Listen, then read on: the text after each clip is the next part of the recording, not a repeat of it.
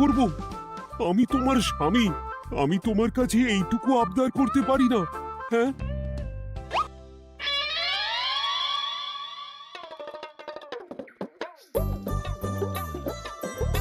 আহ, আজ গিন্নির সাথে বচসা করতে গিয়ে দেরি হয়ে গেল। মহারাজ আবার আমার দেরি দেখে রেগে না যান।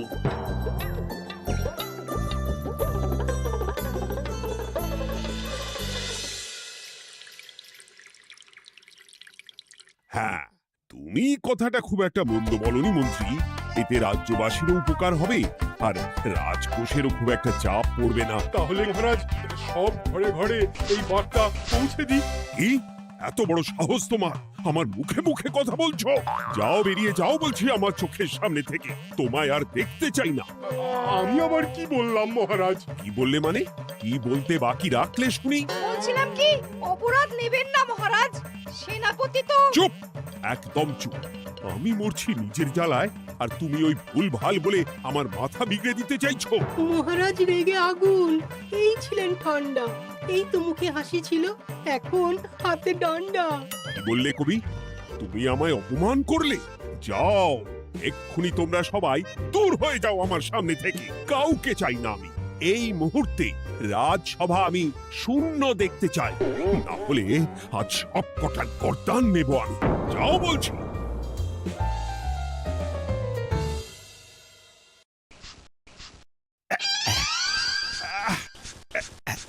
আহা, একটু শান্তি হলো। ভেবেছিলাম রাজসভায় করব তাই রে নাই রে, রাজা দিলেন ঘাড় ধাক্কা, এখন সবাই বাইরে। সে তো তোমার জন্য। তুমিই তো বেমক্কা একটা এমন কবিতা বললে। আহ, কেন এইভাবে চড়ছেন মন্ত্রী মশাই? দোষ তো আপনারও। আপনি তো কি একটা বলে রাজা মশাইয়ের মাথা গরম করে দিলেন। আমি আবার কি বলেছি? আরে মহারাজ তো সেনাপতির ওপর রেগে গেলেন। আরে বাবা, আমি আবার কি করলাম? পণ্ডিত মশাই কি সব বলে দিলেন, তখনই তো মহারাজ। এই আমার নামে একটা অসাধু বাক্য বললেই আমি কিন্তু এ কি কাণ্ড! কৃষ্ণনগর রাজসভার সভারত্নরা বাইরে বের হয়ে কি মহা হট্টগোল শুরু করলেন। মহারাজ সবাইকে একসাথে ঘাড় ধাক্কা দিয়েছে। ওরে বাবা, এতগুলো ঘাড়ে রাজামশাই একসাথে ধাক্কা দিলেন কিভাবে? আচ্ছা, দোষটা কে করলো? দোষ করেছে ও, দোষ করেছে ও। দোষ করেছে ও। দোষ করেছে ও। এবারেও কেউ একমত হতে পারলেন না কে দোষ করেছে। হ্যাঁ, আচ্ছা বেশ, কি হয়েছে কেউ একটা খুলে বলুন দেখি। আমি বলছি, মহারাজ বেশ খোশ মেজাজি ছিলেন, কিন্তু হঠাৎ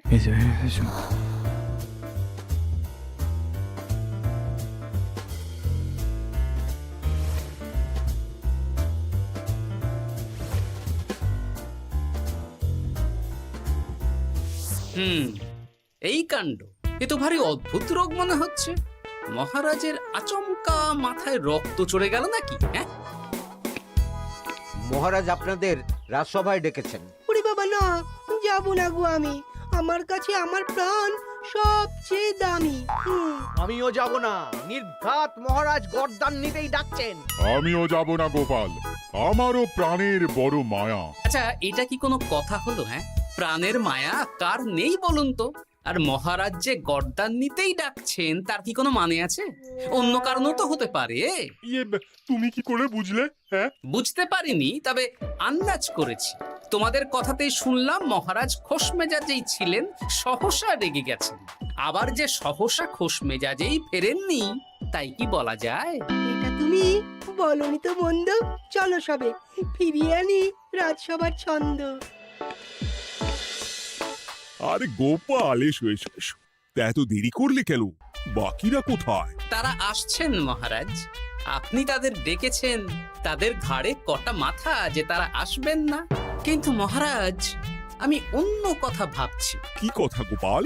আপনি নাকি সভায় আজ হঠাৎ সবার উপরে রেগে গিয়ে তাদের সভা থেকে বের করে দিয়েছেন মহারাজ। এ কি সত্যি মহারাজ? আরে না না গোপাল, মোটেও না। বলতে পারো আমি সবার সাথে একযোগে একটা রসিকতা করছিলাম। আমি দেখছিলাম সবাই আমার রসিকতা কেমন বুঝতে পারে। তাই নাকি? আসলে তুমি ছিলে না বলেই এরা কেউ আমার রসিকতা ধরতে পারেনি। এ কি সত্যি মহারাজ? আপনি সত্যি আমাদের উপর কোনো রাগ করেননি? এ কি এই সব কিছুই আপনার রসিকতা ছিল? ও মা, তাই নাকি মহারাজ? এই যে আপনি শুনিয়ে দিলেন কথা কড়া কড়া, সবকিছুই ছিল আসলে নিছক মজা করা। আহ, আবার যত সব বাজে বকছো তোমরা। এত কথা কেন? তোমরা কেউ আসলে মহারাজ কৃষ্ণচন্দ্রের রাজসভার যোগ্য নও। যাও, যাও, দূর হয়ে যাও। কিন্তু মহারাজ, এই যে আপনি বললেন। আহ, তুমি সবার আগে যাও তো। তুমি হলে সব নষ্টের গোড়া। যাও বলছি, আমার আর ভালো লাগছে না। যাও। জপ বাবা।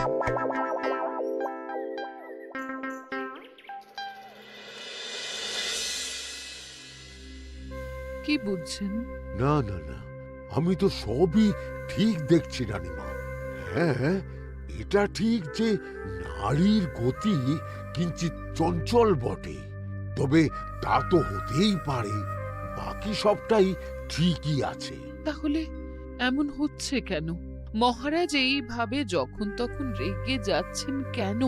আজ শুনলাম আপনাদের সভা থেকে দুবার বের করে দিয়েছেন, আবার ফিরিয়ে এনেছেন। হুম হুম হুম আমি ওষুধ পাঠিয়ে দিচ্ছি, আর মহারাজের কিঞ্চিত বিশ্রামের দরকার। হ্যাঁ, তোমার মাথা আর আমার মুন্ডু। বলি, আমি বিশ্রাম নিলে রাজকার্যকে চালাবে শুনি তুমি, নাকি ওই অকর্মার ঢেকি মন্ত্রী? না মানে ওই আমি। যাও, আর আমার কথা বলতে ভালো লাগছে না। আমাকে একটু একা থাকতে দাও।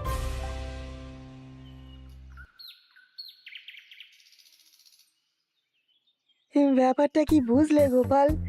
রাজবৈদ্য তো মহারাজকে দেখতে রাজবাড়িতে গেছেন। কি মনে হয়? গতকালও আমি যখন বাগানে গেলাম,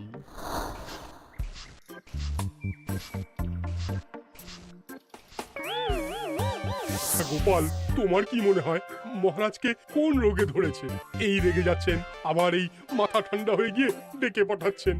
আমি বলি কি গোপাল, তখন সবার সামনে বলিনি বটে, তবে এখন তোমার সামনে স্বীকার করতে বাধা নেই। কি কথা বিজ্ঞানী? মহারাজের এই রাগের কারণ হয়তো আমি। আমার মনে হয় আমার দোষেই উনি এরকম বারবার রেগে যাচ্ছেন। কেন? আসলে মহারাজ আমাকে একটা মাথা যন্ত্রণা সারার ওষুধ আবিষ্কারের দায়িত্ব দিয়েছিলেন, তো আমি অনেক চেষ্টা করেও সেই ওষুধটা আবিষ্কার করতে পারিনি। যেটা আবিষ্কার করেছি তাতে সেরকম কাজ হচ্ছে না। আমার মনে হয় ওনার মাথা ব্যথা থেকে এরকম হচ্ছে। সে যাই হোক, তুমি কিছু একটা করো গোপাল। মহারাজের অসুখ কিভাবে সারানো যাবে সেটা নিয়ে কিছু একটা ভাবো। ভাবতে তো হবেই। আজ সন্ধেবেলায় তুমি তোমার বাড়িতে বাকি সভাসদদের ডেকে আনো, আমি সমাধান সঙ্গে নিয়ে সময় মতো চলে আসবো। আচ্ছা বেশ, তাই হবে। আমি এখনই বাকিদের খবর দিয়ে দিচ্ছি। আর বিজ্ঞানী, একটু এদিকে এসো তো, একটা কথা আছে।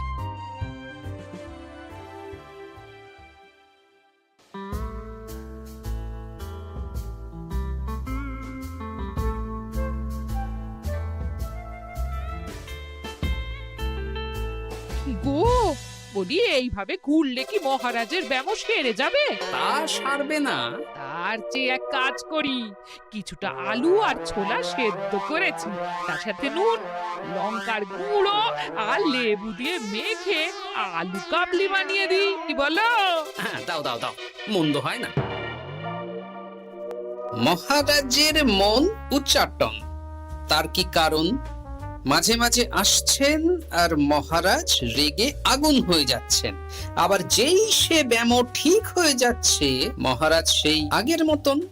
তার উপর আবার সভাসদেরা মনে করছে তাদেরও কোনো দোষ আছে। তাহলে দুয়ে দুয়ে চার করতে হবে, কিন্তু কিভাবে কিভাবে কিভাবে? এই নাও আলু কাবলি খেয়ে পেট ঠান্ডা করে নাও দেখি। বেশ কিছুদিন আগে বিজ্ঞানী লেবুর রসের জাদুর কথাই তো বলছিল। আচ্ছা গিন্নি, তুমি তোমার বিয়ের সময় তোমার বাবার মুদির দোকানের একটা কাঠের ছোট বাক্স পেয়েছিলে না, যাতে শ্বশুর মশাই মোহর রাখতেন? উমা, সে বাক্স তো ঝুলকালি মেখে আছে গো, তা দিয়ে তোমার কি হবে? ঝুলকালি লেগেছে? বাবা বাবা বাবা, তাতে তো আমার কাজ আরো ভালো হবে। যাও যাও যাও, নিয়ে এসো দেখি। আমি ততক্ষণে বেশ খানিকটা অদৃশ্য কালি বানিয়ে ফেলি।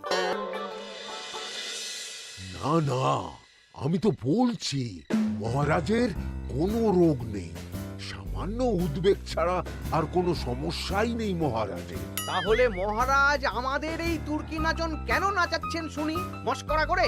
তাই তো উত্তর জানা চাই তো। আর এই যে এত জরুরি তলব পাঠিয়ে গোপাল আমাদের ডেকে পাঠালো, তার তো টিকিরও দেখা নেই। গোপাল কি করবে শুনি? যে রোগ আদপেই নেই সেই রোগ কিনা ওই গোপাল ছাড়াবে? আমার তো বিশ্বাসই হয় না। বিশ্বাসে মিলায় বস্তু, তর্কে বহু দূর, তাই না মন্ত্রী মশাই? পেলে গোপাল, মহারাজের রোগ সারাবার কোনো উপায় পেলে? আচ্ছা গোপাল, রাজবৈদ্য বলেছেন মহারাজের কোনোই অসুখ নেই, তা তুমি কি সারাবে শুনি?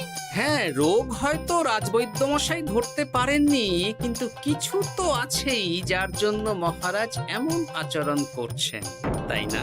তা তুমি বলো না মহারাজ এমন কেন করছেন, আর কি তার সমাধান? এক এক করে বলি। আমি ভেবে দেখলাম এর জন্য আমরাই দায়ী। বলো কি? আমরা সবাই কোনো না কোনো সময়ই মহারাজের রাগের কারণ হয়েছি, তাকে আঘাত দিয়েছি, বিষণ্ণ করেছি। ইচ্ছে করে করিনি হয়তো, কিন্তু করেছি। আর মহারাজ সেই সব কথা বুকে চাপা দিয়ে রেখেছেন। তুমি বলতে চাইছো অতীতে সেই সব ভুলের কারণেই মহারাজ এমন করছেন? আমার তো তাই মনে হয় সেনাপতি। আচ্ছা, তর্কের খাতিরে যদি তাই ধরে নি, তাহলে এখন আমাদের কি করণীয়? আমরা তো কাল যন্ত্রে চেপে অতীতে ফিরে যেতে পারবো না যে সেই সব ভুলগুলো শুধরে দেব। তা হয়তো হবে না, কিন্তু কিংকর্তব্য বিমূঢ় বাবার আদেশ যদি মানি, তাহলে এই সমস্যার সমাধান সম্ভব মন্ত্রী মশাই। কি বললে? ত্রিকালজ্ঞ বাবা কিংকর্তব্য বিমূঢ়, সে আবার কি গোপাল? আছেন একজন জ্ঞানী ব্যক্তি, আমার খুব পরিচিত। তার দেওয়া একটা উপদেশ আমার জানা আছে। আমার বিশ্বাস তাতে মহারাজের এই সমস্যার সমাধান হয়ে যাবে। কি করে শুনি? এই কালি হলো অদৃশ্য কালি। কলম দিয়ে অদৃশ্য কালিতে কাগজের উপর লিখতে হবে। কি লিখতে হবে? লিখতে হবে যে মহারাজের সাথে অতি সাম্প্রতিক কালে আমরা যা যা অন্যায় করেছি তাই লিখতে হবে। কোনো মিথ্যে কথা লেখা যাবে না।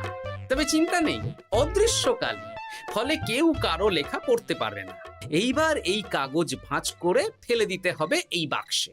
বাক্সে তালা, তার চাবি থাকবে মন্ত্রী মশাইয়ের কাছে। আবার আমার কাছে কেন? পরে যাতে কোনো সন্দেহ না করেন, যা সন্দেহ বাতিক মৌন আপনার। বললে এইবার এই বাক্স সারা রাত নদীর ধারে বটতলায় পড়ে থাকবে, চাঁদের আলো পান করবে। তারপর সকালে আমরা সবার সামনে এই বাক্স ফেলে দেব নদীর জলে। সবার অন্যায় সারা রাত চাঁদের আলো পান করে শুদ্ধ হয়ে ভেসে যাবে নদীর জলে। ব্যাস ব্যাস, আমরা সবাই পাপ মুক্ত হয়ে যাব। একদম সবাই শুদ্ধ হয়ে যাব, আর মহারাজের ব্যায়ামও সেরে যাবে। কিন্তু তুমি কোনো চালাকি করছো না তো গোপাল? অদৃশ্য কালিতে লেখার সাথে আমি আর কোন চালাকি করব মন্ত্রী মশাই?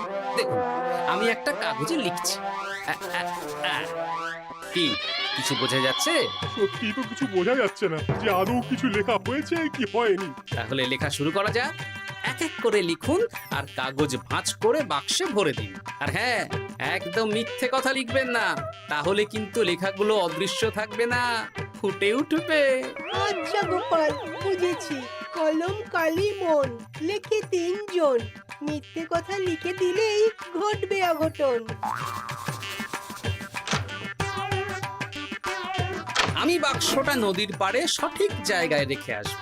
তারপর কাল সকালে সবাই মিলে এই বাক্স ফেলে দেব নদীর জলে। ঠিক আছে?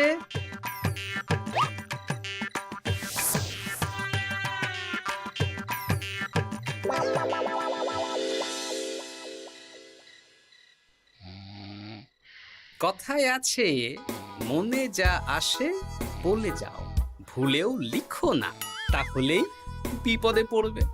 এদিকে কেমন সবাই নিজের নিজের দোষ লিখে বাক্সে ফেলে দিয়েছে। ভাগ্যিস আমি সবার লেখা কাগজগুলো রাতের অন্ধকারে বের করে আনলাম।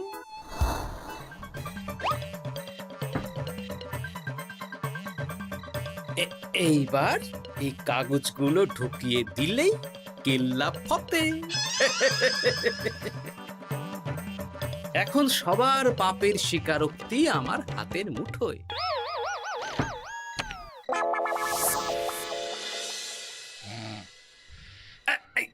আরে, ও মা গো, ও বাবা গো, অগিনি বলি, নাক ডেকে তো ঘুমোচ্ছ, আমার পিঠটা একটু চুলকিয়ে দাও দেখি।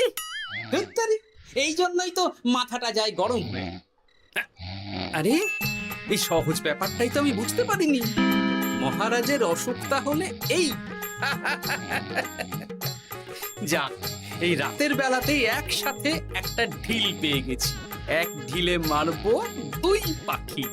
রাজার অসুখও সারবে, আবার সব কটা পাজি শায়েস্তাও হবে। হ্যাঁ,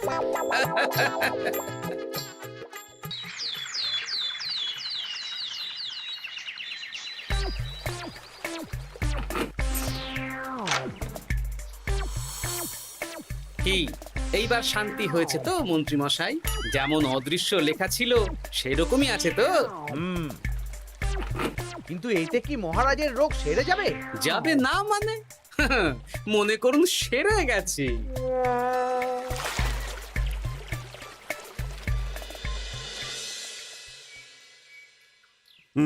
তাহলে আজকে সভার কাজ শুরু করা যাক। ক্ষমা করবেন মহারাজ, সবার কাজ শুরু করার আগে একটা দরকারি কাজ আগে করা দরকার। না হলে আবার কখন আপনি আমাদের কারো উপর রেগে যাবেন আর আমাদের সভা থেকে তাড়িয়ে দেবেন, তার তো ঠিক নেই, তাই না? গোপাল, আর বিরক্ত করো না। আমার এত সাহস নেই মহারাজ যে আমি আপনাকে বিরক্ত করব। আমি তো জানি নিজের পিঠ যখন নিজে চুলকোনো যায় না, আর কেউ থাকে না সেই পিঠ চুলকিয়ে দেবার মতো, তখন কিরকম বিরক্তি জেগে ওঠে, তাই না মহারাজ? এ কি গোপাল, তুমি এত কিছু কি করে জানো? জানাই তো আমার কাজ মহারাজ। আর এও জানি যে আপনার এই বিরক্তির পেছনে সভাসদগণের ভূমিকা ঠিক কি। তার মধ্যে তুমিও আছো গোপাল, তাই না? আছি, পুরো মাত্রায় আছি মহারাজ। তবে হ্যাঁ, আমি কিন্তু তাই বলে রাজকোষের হিসেবে গোলমাল করে মহারাজের কোপের কারণ হইনি মন্ত্রী মশাই। এটা কি গোপাল আন্দাজে বলছে? না হলে কাল অদৃশ্য কালিতে আমি কি লিখেছি সেটা জানলো কি করে? আমি যা লিখেছি সেটাও কি গোপাল পড়ে ফেলেছে নাকি? যাকে পড়লেই বাকি, সব লেখা তো ওই নদীর জলে ভেসে গেছে। আমি যে লিখেছি তার প্রমাণ কি? তবে আর চিন্তা নেই মহারাজ, সমস্যার সমাধান হয়ে গেছে। এখন থেকে আপনি যতক্ষণ রাজসভায় থাকবেন, প্রথমে মন্ত্রী মশাই, তারপর পণ্ডিত মশাই, আর তারপর রাজবৈদ্য পালা করে আপনার পিঠ চুলকে দেবে। কেন আমি কেন চুলকে দেবো? না দিলে যে আপনার কপালে অনেক বড় শাস্তি ঝুলছে মন্ত্রী মশাই। রাজকোষে যে জালিয়াতি আপনি করেছেন তার স্বীকারোক্তি আমি হাজির করব যে মহারাজের সামনে।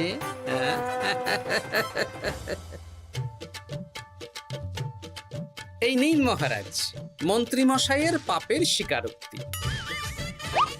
আপনি আগে মন্ত্রী মশাইয়ের লেখাটা পড়ুন, তারপর একে একে সকলের স্বীকারোক্তি দিচ্ছি। এ কি মন্ত্রী, তুমি রাজকোষ থেকে 500 মোহর চুরি করেছো, আর তার বদলে সেই হিসেব তুমি পুকুর পাড় বাঁধানোর খরচ হিসেবে দেখিয়েছো। এই সেরেছে, এটা ফুটে উঠলো কি করে? সে অনেক কাণ্ড মন্ত্রী মশাই, বাকিদের সবারটাই আছে, এত জেনে কাজ কি? না না, জানতে তো হবেই। তাহলে শুনুন, এই অদৃশ্য কালি আসলে লেবুর রস। গতকাল রাতে আমি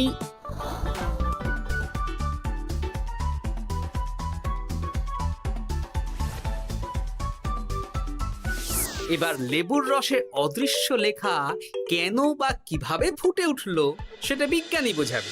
লেবুর রসে লেখা আগুনের তাপে ধরলে ফুটে ওঠে, কারণ লেবুর রসে থাকা অম্ল কাগজের সাথে থাকা শ্বেতসারের সাথে বিক্রিয়া করে, এবং তাপ পেলে সেই বিক্রিয়া দ্রুত হয়ে কাগজের শ্বেতসার রাসায়নিকভাবে পরিবর্তিত হয়ে গাঢ় রং ধারণ করে। অনেকদিন আগে বিজ্ঞানীর কাছে ব্যাপারটা জেনেছিলাম, আজ কাজে করে দেখালাম। এবার মন্ত্রী মশাই দেখুন, মহারাজের সেবা করা ভালো না তার বদলে চাবুক খাওয়া ভালো?